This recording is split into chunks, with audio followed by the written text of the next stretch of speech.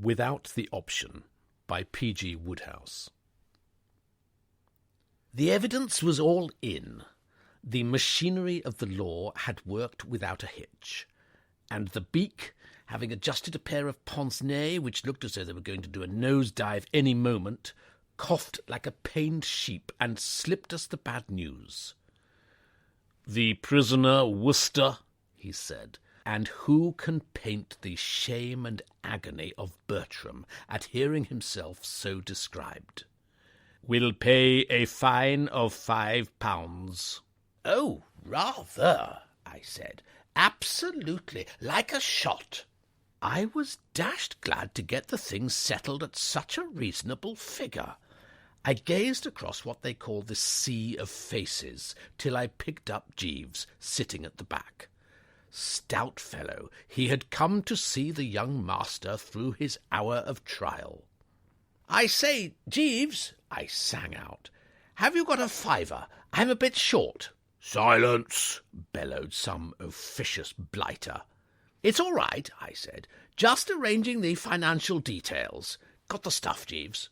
"Yes, sir." "Good egg." "Are you a friend of the prisoner?" asked the beak. "I am in Mr. Worcester's employment, your worship, in the capacity of gentleman's personal gentleman." "Then pay the fine to the clerk." "Very good, your worship." The beak gave a coldish nod in my direction, as much as to say that they might now strike the fetters from my wrists, and having hitched up the pince-nez once more, proceeded to hand poor old Sippy one of the nastiest looks ever seen in Bosher Street Police Court. "The case of the prisoner Leon Trotsky, which," he said, giving Sippy the eye again, "I am strongly inclined to think an assumed and fictitious name, is more serious. He has been convicted of a wanton and violent assault upon the police. The evidence of the officer has proved that the prisoner struck him in the abdomen, causing severe internal pain, and in other ways interfered with him in the execution of his duties. I am aware that on the night following the annual aquatic contest between the universities of Oxford and Cambridge, a certain licence is traditionally granted by the authorities, but aggravated acts of ruffianly hooliganism, like that of the prisoner Trotsky, cannot be overlooked or palliated. He will serve a sentence of 30 days in the 2nd Division without the option of a fine." "No, I say, here, hi, dash it all," protested poor old Sippy. "Silence!" bellowed the officious blighter. "Next case," said the beak. And that was that. The whole affair was most unfortunate. Memory is a trifle blurred, but as far as I can piece together the facts, what happened was more or less this. Abstemious cove though I am as a general thing, there is one night in the year when, putting all other engagements aside, I am rather apt to let myself go a bit, and renew my lost youth, as it were. The night to which I allude is the one following the annual aquatic contest between the universities of Oxford and Cambridge, or, putting it another way, boat race night. Then, if ever, you will see Bertram under the influence. And on this occasion, I freely admit, I had been doing myself rather juicily, with the result that when I ran into old Sippy opposite the Empire, I was in quite fairly bonhomous mood. This being so, it cut me to the quick to perceive that Sippy, generally the brightest of revellers, was far from being his usual sunny self. He had the air of a man with a secret sorrow. "Bertie," he said, as we strolled along toward Piccadilly Circus, "the heart bowed down by weight of woe to weakest hope will cling. Sippy is by way of being an author, though mainly dependent for the necessaries of life on subsidies from an old aunt who lives in the country, and his conversation often takes a literary turn. But the trouble is that I have no hope to cling to, weak or otherwise. I am up against it, Bertie. In what way, laddie? I've got to go tomorrow and spend 3 weeks with some absolutely dud. I will go further, some positively scaly friends of my Aunt Vera, and she has fixed the thing up. And may a nephew's curse blister every bulb in her garden. Who are these hounds of hell? I asked. Some people named Pringle. I haven't seen them since I was 10, but I remember them at the time striking me as England's premier warts. Tough luck. No wonder you've lost your morale. The world, said Sippy, is very grey. How can I shake off this awful depression? It was then that I got one of those bright ideas one does get around about 11:30, boat race night. "What you want, old man," I said, "is a policeman's helmet." "Do I, Bertie?" "If I were you, I'd just step straight across the street and get that one over there." "But there's a policeman inside it. You can see him distinctly." "What does that matter?" I said. I simply couldn't follow his reasoning. Sippy stood for a moment in thought. "I believe you're absolutely right," he said at last. "Funny, I never thought of it before. You really recommend me to get that helmet?" "I do indeed."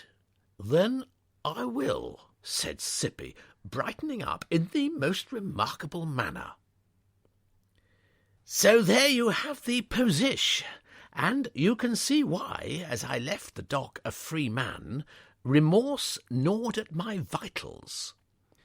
In his 25th year, with life opening out before him and all that sort of thing, Oliver Randolph Sippy had become a jailbird, and it was all my fault.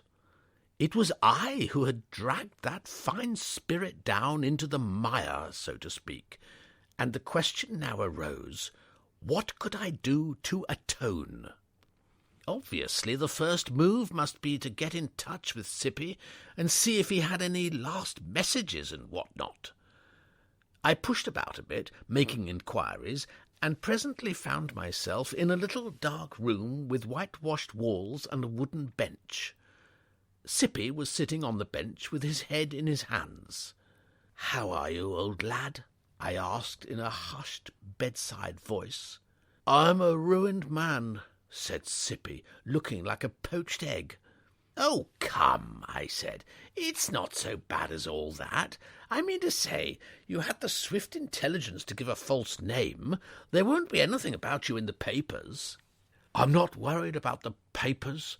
What's bothering me is how I can go and spend 3 weeks with the Pringles, starting today, when I've got to sit in a prison cell with a ball and chain on my ankle." "But you said you didn't want to go." "It isn't a question of wanting, fathead. I've got to go. If I don't, my aunt will find out where I am, and if she finds out that I am doing 30 days without the option in the lowest dungeon beneath the castle moat, well, where shall I get off?" I saw his point. "This is not a thing we can settle for ourselves," I said gravely. "We must put our trust in a higher power. Jeeves is the man we must consult." And having collected a few of the necessary data, I shook his hand, patted him on the back, and tooled off home to Jeeves. "Jeeves," I said, when I had climbed outside the pick-me-up which he had thoughtfully prepared against my coming, "I've got something to tell you, something important, something that vitally affects one whom you have always regarded with, one whom you have always looked upon, one whom you have—" Well, to cut a long story short, as I'm not feeling quite myself, Mr. Sippy. Yes, sir? Jeeves, Mr. Sippy is in the sip. Sir? I mean, Mr. Sippy is in the soup. Indeed, sir. And all owing to me. It was I who, in a moment of mistaken kindness, wishing only to cheer him up and give him something to occupy his mind, recommended him to pinch that policeman's helmet. Is that so, sir? Do you mind not intoning the responses, Jeeves? I said.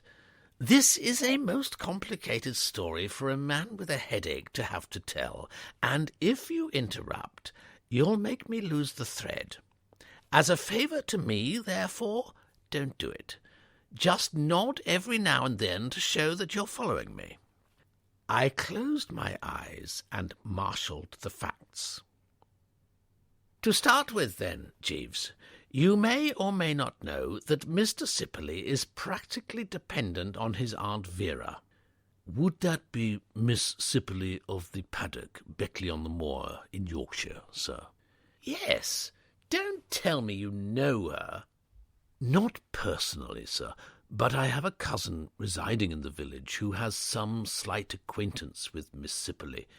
He has described her to me as an imperious and quick-tempered old lady. But I beg your pardon, sir. I should have nodded. Quite right. You should have nodded. Yes, Jeeves, you should have nodded. But it's too late now.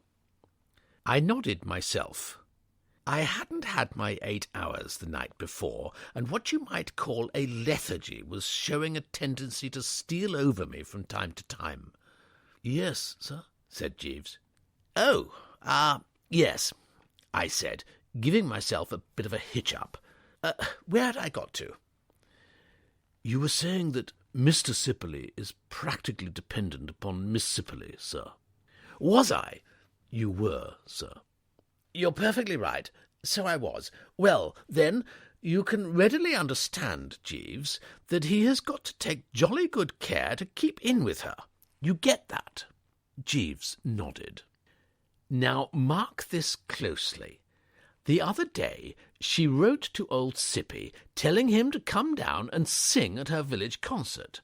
It was equivalent to a royal command, if you see what I mean, so Sippy couldn't refuse in so many words. But he had sung at her village concert once before, and had got the bird in no uncertain manner, so he wasn't playing any return dates. You follow so far, Jeeves? Jeeves nodded. So what did he do, Jeeves? He did what seems to him at the moment a rather brainy thing. He told her that, though he would have been delighted to sing at her village concert, by a most unfortunate chance an editor had commissioned him to write a series of articles on the colleges of Cambridge, and he was obliged to pop down there at once, and would be away for quite 3 weeks. All clear up to now? Jeeves inclined the coconut. Whereupon, Jeeves, Miss Sippy wrote back saying that she quite realised that work must come before pleasure. Pleasure being her loose way of describing the act of singing songs at the Beckley-on-the-Moor concert and getting the laugh from the local toughs. But that if he was going to Cambridge, he must certainly stay with her friends, the Pringles, at their house just outside the town.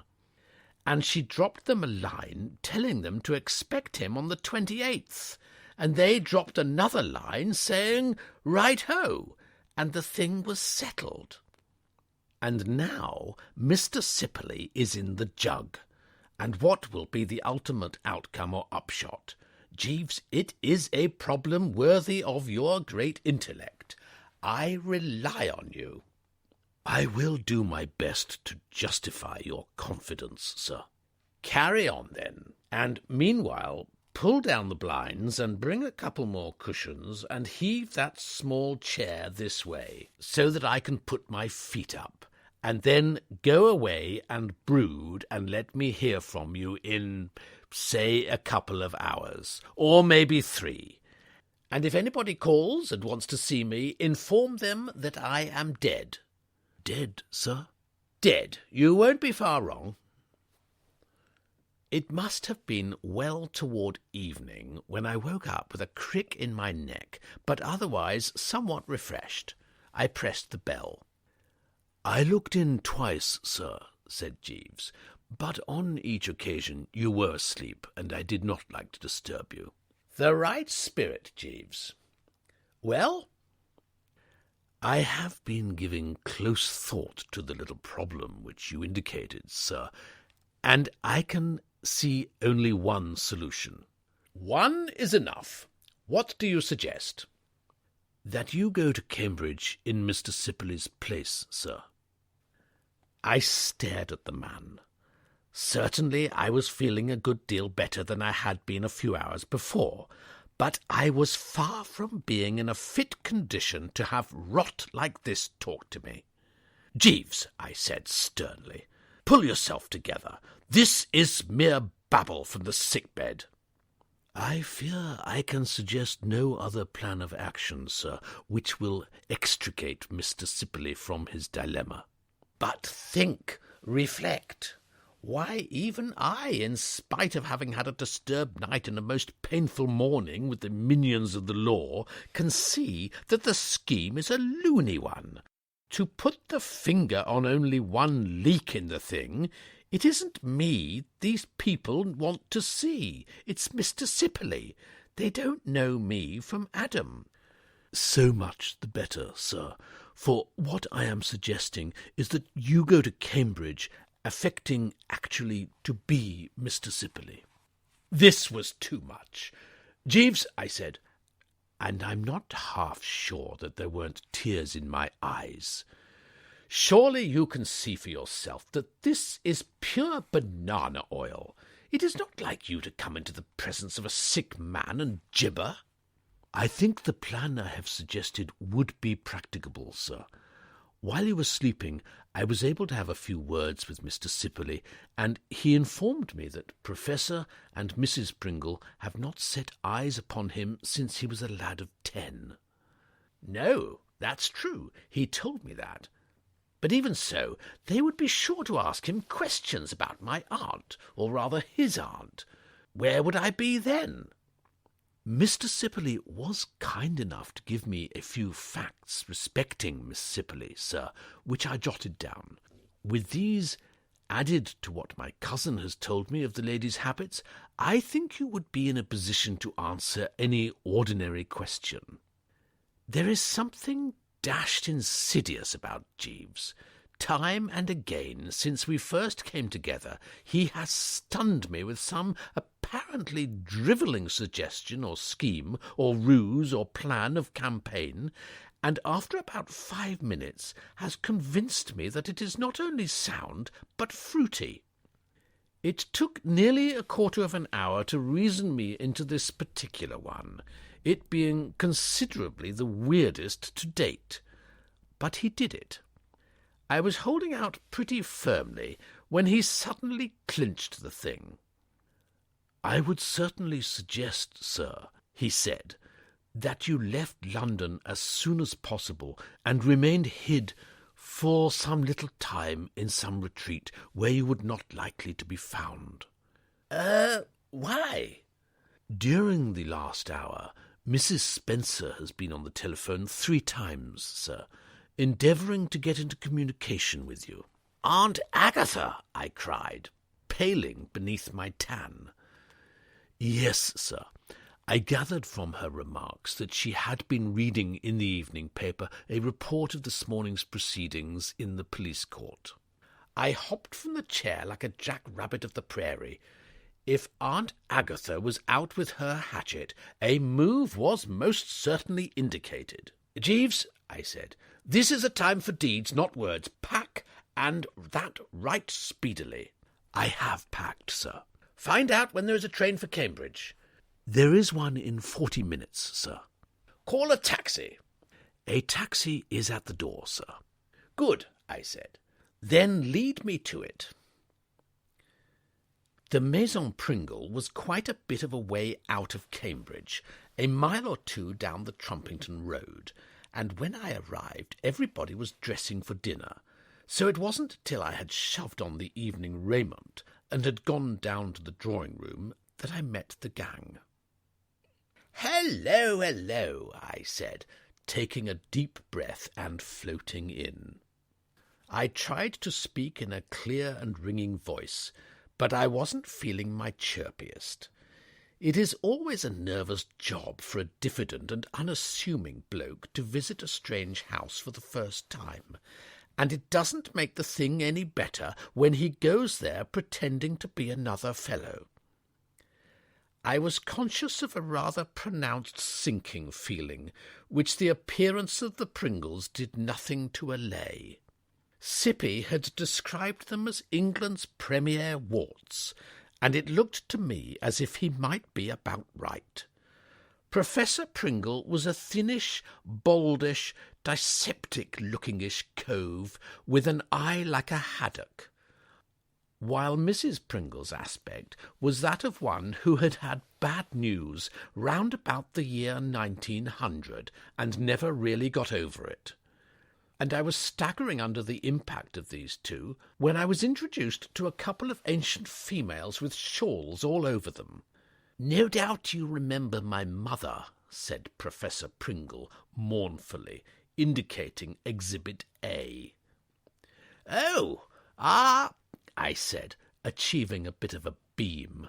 "And my aunt," sighed the Prof, as if things were getting worse and worse. "Well, well, well," I said, shooting another beam in the direction of Exhibit B. "They were saying only this morning that they remembered you," groaned the Prof, abandoning all hope. There was a pause. The whole strength of the company gazed at me like a family group out of one of Edgar Allan Poe's less cheery yarns, and I felt my joie de vivre dying at the roots. "I remember Oliver," said Exhibit A. She heaved a sigh. "He was such a pretty child. What a pity! What a pity!" Tactful, of course, and calculated to put the guest completely at his ease. "I remember Oliver," said Exhibit B, looking at me in much the same way as the Bosher Street beak had looked at Sippy before putting on the black cap. "Nasty little boy. He teased my cat." "Aunt Jane's memory is wonderful, considering that she will be 87 next birthday," whispered Mrs. Pringle with mournful pride. "What did you say?" asked the exhibit suspiciously. "I said your memory was wonderful." "Ah!" The dear old creature gave me another glare. I could see that no beautiful friendship was to be looked for by Bertram in this quarter. "He chased my Tibby all over the garden, shooting arrows at her from a bow." At this moment a cat strolled out from under the sofa and made for me with its tail up. Cats always do take to me, which made it all the sadder that I should be saddled with Sippy's criminal record. I stooped to tickle it under the ear, such being my invariable policy, and the exhibit uttered a piercing cry. "Stop him! Stop him!" She leapt forward, moving uncommonly well for one of her years, and having scooped up the cat, stood eyeing me with bitter defiance, as if daring me to start anything. Most unpleasant. "I like cats," I said feebly. It didn't go. The sympathy of the audience was not with me, and conversation was at what you might call a low ebb when the door opened and a girl came in. "My daughter, Heloise," said the Professor moodily, as if he hated to admit it. I turned to meet the female and stood there with my hand out, gaping.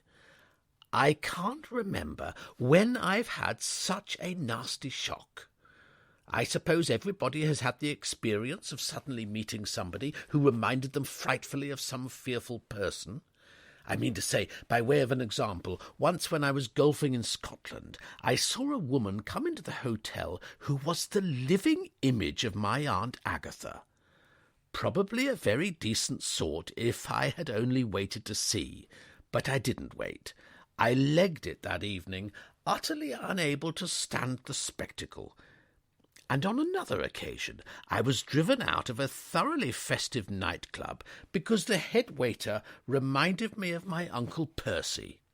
Well, Heloise Pringle, in the most ghastly way, resembled Honoria Glossop.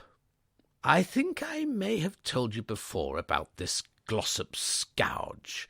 She was the daughter of Sir Roderick Glossop, the loony doctor, and I had been engaged to her for about 3 weeks, much against my wishes, when the old boy most fortunately got the idea that I was off my rocker and put the B on the proceedings.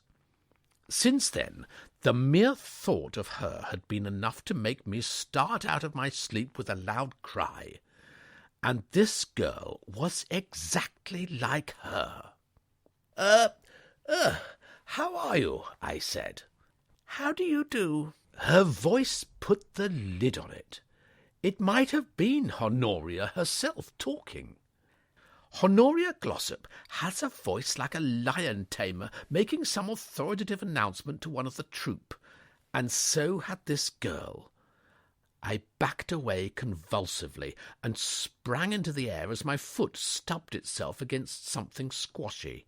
A sharp yowl rent the air, followed by an indignant cry, and I turned to see Aunt Jane on all fours trying to put things right with the cat, which had gone to earth under the sofa. She gave me a look, and I could see that her worst fears had been realized. At this juncture dinner was announced, not before I was ready for it. "Jeeves," I said, when I got him alone that night, "I am no faint heart, but I am inclined to think that this binge is going to prove a shade above the odds." "You are not enjoying your visit, sir?" "I am not, Jeeves. Have you seen Miss Pringle?" "Yes, sir, from a distance." "The best way to see her. Did you observe her keenly?" "Yes, sir." "Did she remind you of anybody?" "She appeared to me to bear a remarkable likeness to her cousin, Miss Glossop, sir." "Her cousin? You don't mean to say she's Honoria Glossop's cousin?" "Yes, sir. Miss Pringle was a Miss Blatherwick, the younger of 2 sisters, the elder of whom married Sir Roderick Glossop." "Great Scott! That accounts for the resemblance." "Yes, sir." "And what a resemblance, Jeeves! She even talks like Miss Glossop." "Indeed, sir, I have not yet heard Miss Pringle speak." "You have missed little, and what it amounts to, Jeeves, is that though nothing will induce me to let old Sippy down, I can see that this visit is going to try me high. At a pinch I could stand the prof and wife. I could even make the effort of a lifetime and bear up against Aunt Jane. But to expect a man to mix daily with the girl Heloise, and to do it, what is more, on lemonade, which is all there was to drink at dinner, is to ask too much of him. What shall I do, Jeeves?" "I think you should avoid Miss Pringle's society as much as possible." "The same great thought had occurred to me," I said. "It is all very well, though, to talk airily about avoiding a female's society, but when you are living in the same house with her, and she doesn't want to avoid you, it takes a bit of doing. It is a peculiar thing in life that the people you most particularly want to edge away from always seem to cluster round like a poultice."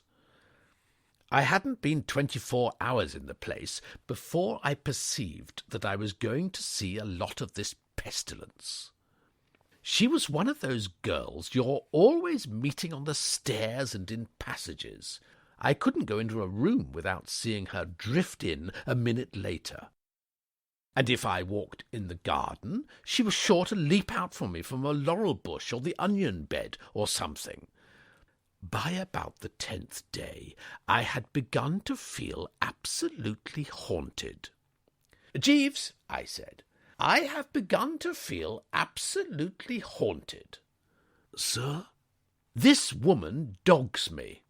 I never seem to get a moment to myself. Old Sippy was supposed to come here to make a study of the Cambridge colleges, and she took me round about 57 this morning. This afternoon I went to sit in the garden, and she popped up through a trap and was in my midst. This evening she cornered me in the morning-room. It's getting so that when I have a bath I wouldn't be a bit surprised to find her nestling in the soap-dish." "Extremely trying, sir." "Dashed so. Have you any remedy to suggest?" "Not at the moment, sir. Miss Pringle does appear to be distinctly interested in you, sir. She was asking me questions this morning respecting your mode of life in London." "What?" "Yes, sir." I stared at the man in horror. A ghastly thought had struck me. I quivered like an aspen. At lunch that day, a curious thing had happened. We had just finished mangling the cutlets, and I was sitting back in my chair, taking a bit of an easy before being allotted my slab of boiled pudding, when, happening to look up, I caught the girl Heloise's eye fixed on me in what seemed to me a rather rummy manner. I didn't think much about it at the time, because boiled pudding is a thing you have to give your undivided attention to if you want to do yourself justice. But now, recalling the episode in the light of Jeeves's words, the full sinister meaning of the thing seemed to come home to me. Even at the moment, something about that look had struck me as oddly familiar, and now I suddenly saw why. It had been the identical look which I had observed in the eye of Honoria Glossop in the days immediately preceding our engagement, the look of a tigress that has marked down its prey. "Jeeves, do you know what I think?" "Sir?" I gulped slightly. "Jeeves," I said, "listen attentively. I don't want to give the impression that I consider myself one of those deadly coves who exercise an irresistible fascination over one and all, and can't meet a girl without wrecking her peace of mind in the first half-minute. As a matter of fact, it's rather the other way with me, for girls, on entering my presence, are mostly inclined to give me the raised eyebrow and the twitching upper lip. Nobody, therefore, can say that I am a man who's likely to take alarm unnecessarily. You admit that, don't you?" "Yes, sir." "Nevertheless, Jeeves, it is a known scientific fact that there is a particular style of female that does seem strangely attracted to the sort of fellow I am." "Very true, sir." "I mean to say, I know perfectly well that I've got, roughly speaking, half the amount of brain a normal bloke ought to possess. And when a girl comes along who has about twice the regular allowance, she too often makes a beeline for me with the love light in her eyes. I don't know how to account for it, but it is so." "It may be nature's provision for maintaining the balance of the species, sir." "Very possibly. Anyway, it has happened to me over and over again. It was what happened in the case of Honoria Glossop. She was notoriously one of the brainiest women of her year at Girton, and she just gathered me in like a bull pup swallowing a piece of steak." "Miss Pringle, I am informed, sir, was an even more brilliant scholar than Miss Glossop." "Well, there you are, Jeeves. She looks at me." "Yes, sir." "I keep meeting her on the stairs and in passages." "Indeed, sir." "She recommends me books to read to improve my mind." "Highly suggestive, sir." And at breakfast this morning, when I was eating a sausage, she told me I shouldn't, as modern medical science held that a 4-inch sausage contained as many germs as a dead rat. The maternal touch, you understand, fussing over my health.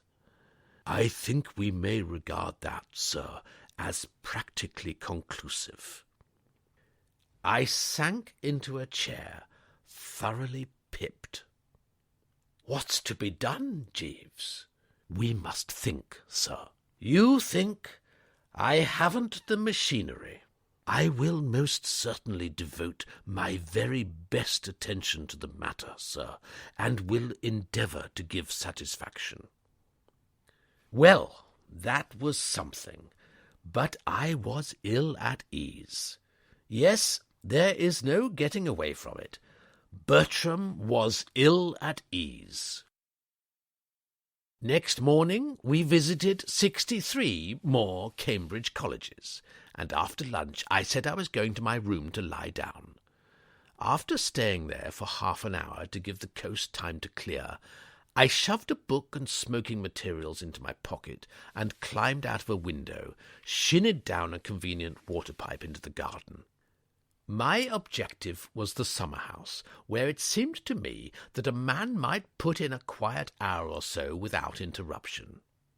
It was extremely jolly in the garden. The sun was shining, the crocuses were all to the mustard, and there wasn't a sign of Heloise Pringle anywhere.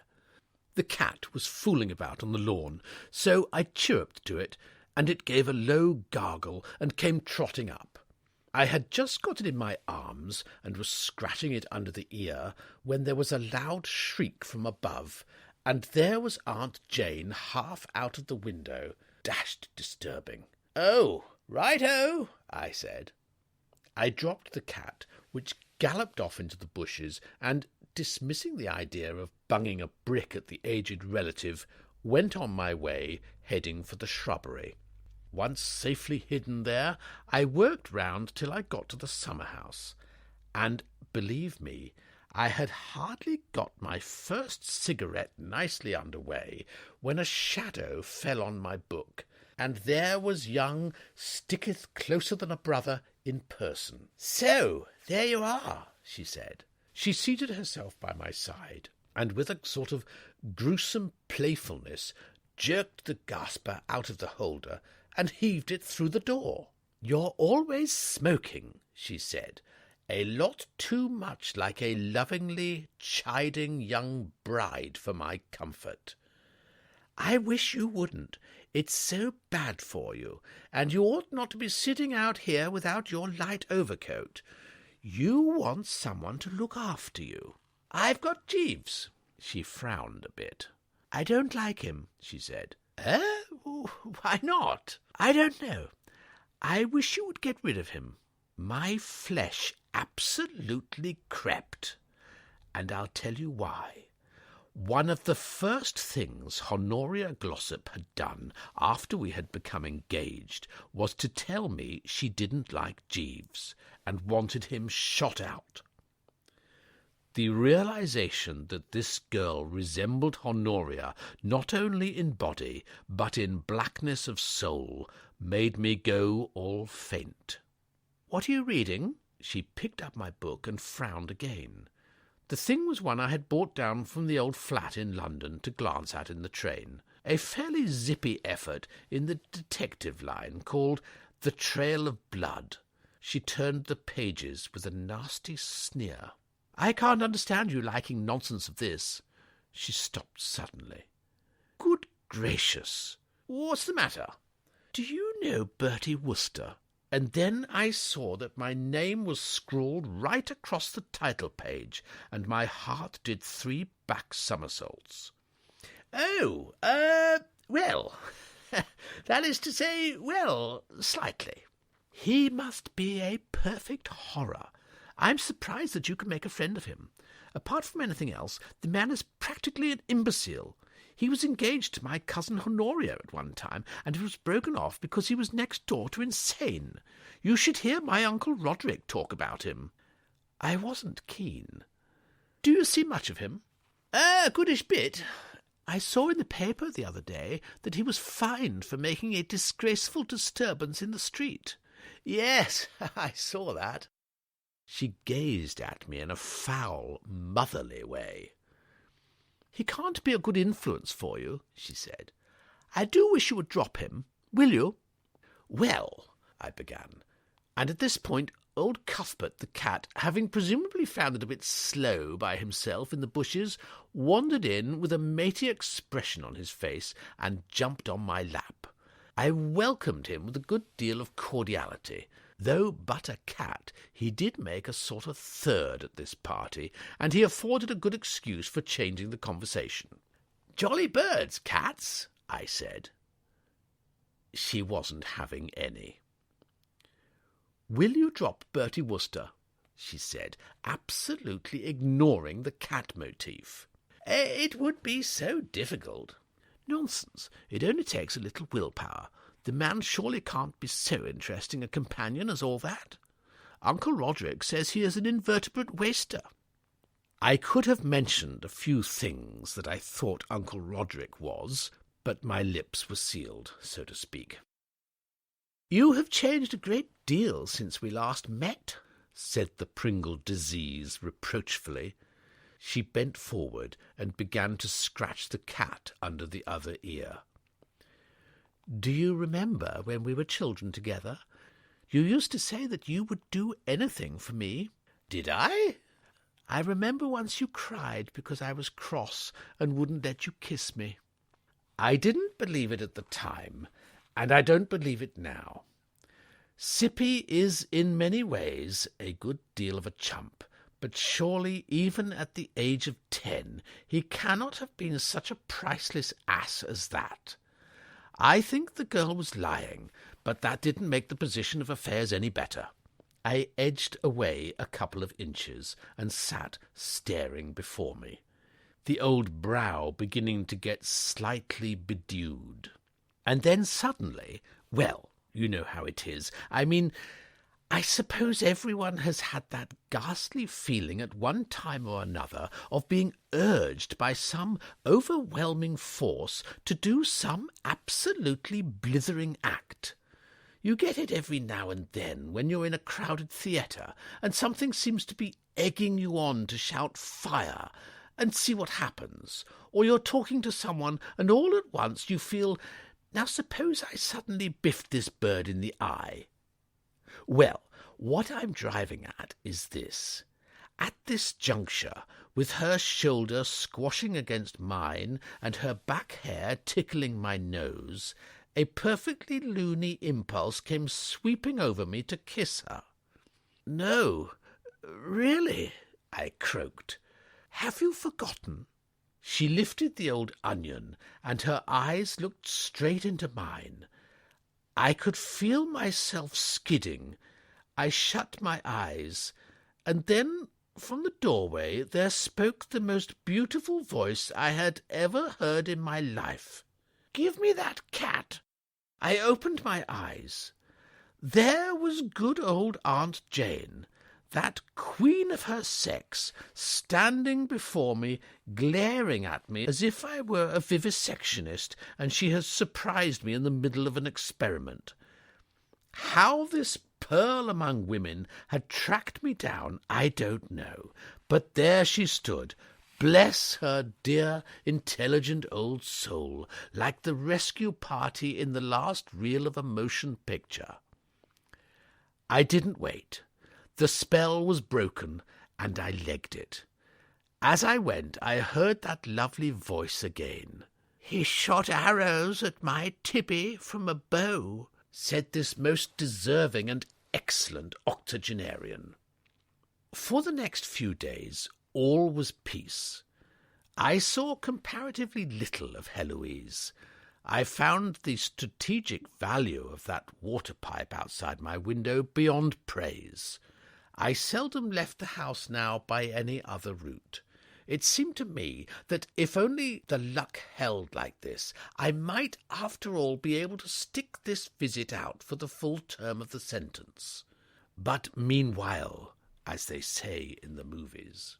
The whole family appeared to be present and correct as I came down to the drawing-room a couple of nights later. The Prof, Mrs. Prof, the 2 exhibits, and the girl Heloise were scattered about at intervals. The cat slept on the rug, the canary in its cage. There was nothing, in short, to indicate that this was not just one of our ordinary evenings. "Well, well, well," I said cheerily. "Hello, hello, hello." I always like to make something in the nature of an entrance speech. It seemed to me to lend a chummy tone to the proceedings. The girl Heloise looked at me reproachfully. "Where have you been all day?" she asked. "I went to my room after lunch." "You weren't there at 5? "No. After putting in a spell of work on the good old colleges, I went for a stroll. Fellow must have exercise if he means to keep fit." "Mens sana in corpore sano," observed the Prof. "I shouldn't wonder," I said cordially. At this point, when everything was going as sweet as a nut, and I was feeling on top of my form, Mrs. Pringle suddenly soaked me on the base of the skull with a sandbag. Not actually, I don't mean. No, I speak figuratively, as it were. "Roderick is very late," she said. You may think it strange that the sound of that name should have sloshed into my nerve centres like a half-brick, but take it from me, to a man who has had any dealings with Sir Roderick Glossop, that there is only one Roderick in the world, and that is one too many. Roderick," I gurgled. "My brother-in-law, Sir Roderick Glossop, comes to Cambridge tonight," said the Prof. "He lectures at St. Luke's tomorrow. He is coming here to dinner." And while I stood there, feeling like the hero when he discovers that he is trapped in the den of the secret 9, the door opened. "Sir Roderick Glossop," announced the maid or some such person, and in he came. One of the things that get this old crumb so generally disliked among the better element of the community is the fact that he has a head like the dome of St. Paul's and eyebrows that want bobbing or shingling to reduce them to anything like reasonable size. It is a nasty experience to see this bald and bushy bloke advancing on you when you haven't prepared the strategic railways in your rear. As he came into the room, I backed behind a sofa and commended my soul to God. I didn't need to have my hand read to know that trouble was coming to me through a dark man. He didn't spot me at first. He shook hands with the Prof and wife, kissed Heloise, and waggled his head at the exhibits. "I fear I am somewhat late," he said. "A slight accident on the road affecting what my chauffeur termed the—" And then he saw me lurking on the outskirts and gave a startled grunt, as if I hurt him a good deal internally. "This," began the Prof, waving in my direction, "I am already acquainted with Mr. Wooster." "This," went on the Prof, "is Miss Sippy's nephew, Oliver. You remember Miss Sippy." "What do you mean?" barked Sir Roderick. Having had so much to do with loonies has given him a rather sharp and authoritative manner on occasion. "This is that wretched young man, Bertram Wooster. What's all this nonsense about Olivers and Sippys?" The Prof was eyeing me with some natural surprise. So were the others. I beamed a bit weakly. "Well, as a matter of fact," I said. The Prof was wrestling with the situation. You could hear his brain buzzing. "He said he was Oliver Sippy," he moaned. "Come here," bellowed Sir Roderick. "Am I to understand that you have inflicted yourself on this household under the pretence of being the nephew of an old friend?" It seemed a pretty accurate description of the facts. "Well, yes," I said. Sir Roderick shot an eye at me. It entered the body somewhere about the top stud, roamed around inside for a bit, and went out the back. "Insane, quite insane, as I knew from the first moment I saw him." "What did he say?" asked Aunt Jane. "Roderick says this young man is insane," roared the Prof. "Ah," said Aunt Jane, nodding. "I thought so. He climbs down water pipes." "Does what?" "I've seen him, many a time." Sir Roderick snorted violently. "He ought to be under proper restraint. It is abominable that a person in his mental condition should be permitted to roam the world at large. The next stage may quite easily be homicidal."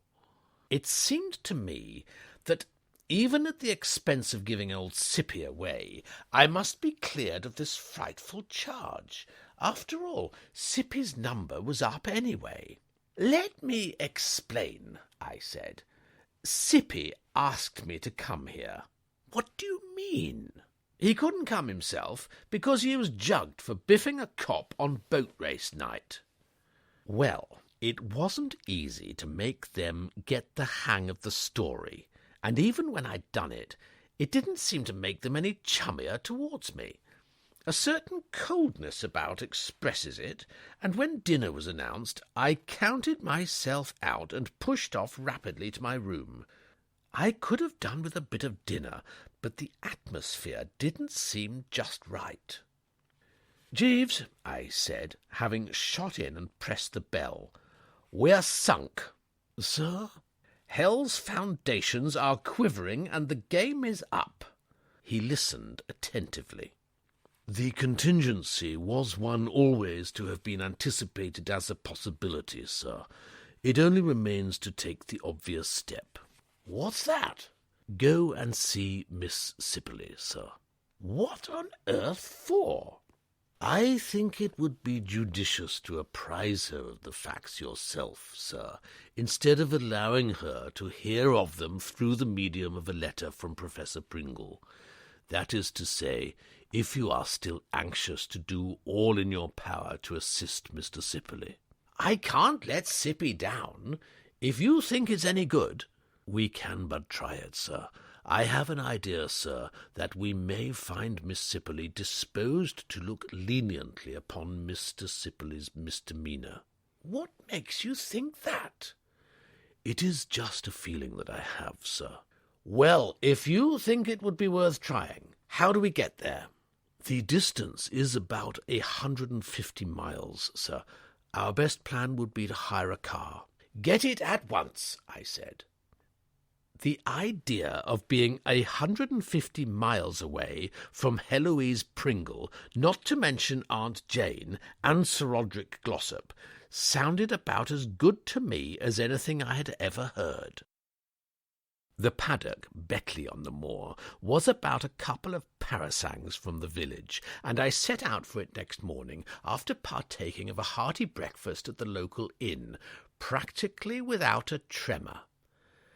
I suppose when a fellow has been through it, as I had in the last 2 weeks, his system becomes hardened. After all, I felt, whatever this aunt of Sippy's might be like, she wasn't Sir Roderick Glossop, so I was that much on velvet from the start. The paddock was one of those medium-sized houses with a goodish bit of very tidy garden and a carefully rolled gravel drive, curving past a shrubbery that looked as if it had just come back from the dry cleaner. The sort of house you take one look at and say to yourself, somebody's aunt lives there. I pushed up on the drive, and as I turned the bend, I observed in the middle distance a woman messing about by a flower-bed with a trowel in her hand. If this wasn't the female I was after, I was very much mistaken, so I halted, cleared the throat, and gave tongue. "Miss Sippy?" She had had her back to me, and at the sound of my voice she executed a sort of leap or bound, not unlike a barefoot dancer who steps on a tin-tack halfway through the Vision of Salome. She came to earth and goggled at me in a rather goofy manner.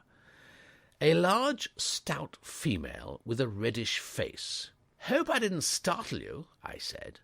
"Who are you?" "My name's Wooster. I'm a pal of your nephew, Oliver." Her breathing had become more regular. "Oh," she said, "when I heard your voice I thought you were someone else." "No, that's who I am. I came up here to tell you about Oliver." "What about him?" I hesitated. Now that we were approaching what you might call the nub or crux of the situation, a good deal of my breezy confidence seemed to have slipped from me. "Well, it's rather a painful tale, I must warn you. Oliver isn't ill. He hasn't had an accident." She spoke anxiously, and I was pleased at this evidence of human feeling. I decided to shoot the works with no more delay. "Oh, no, he isn't ill," I said, "and as regards to having accidents, it depends on what you call an accident. He's in chokey." "In what?" "In prison." "In prison?" "It was entirely my fault. We were strolling along on boat race night, and I advised him to pinch a policeman's helmet." "I don't understand." "Well, he seemed depressed, don't you know, and rightly or wrongly I thought it might cheer him up if he stepped across the street and collared a policeman's helmet. He thought it a good idea too, so he started doing it, and the man made a fuss, and Oliver sloshed him." "Sloshed him?" "Biffed him, smote him a blow in the stomach." "My nephew Oliver hit a policeman in the stomach?" "Absolutely in the stomach, and next morning the beak sent him to the Bastille for 30 days without the option."